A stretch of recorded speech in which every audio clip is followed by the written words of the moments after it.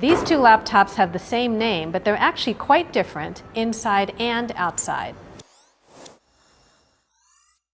I'm here at CES with Acer, and they're announcing new Swift 3 laptops.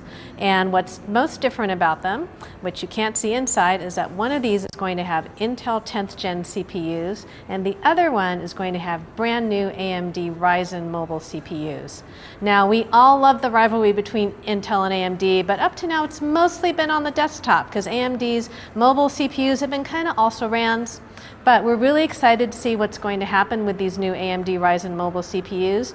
Maybe Intel finally has some competition. We don't know much about them yet, but what I can tell you is that this Intel version has a 13.5-inch 3:2 aspect ratio display, while the AMD version I have has a 14-inch, it looks like 16:9 aspect ratio display. They also are going to have a price difference. The Intel one is going to be $100 more than the AMD one.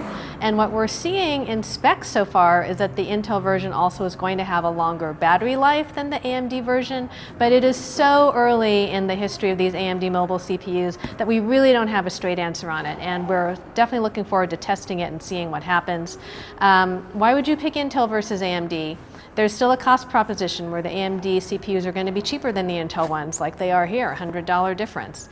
But obviously people also want to know that they're going to get comparable performance, comparable battery life, that they're not making like a compromise choosing between one of them.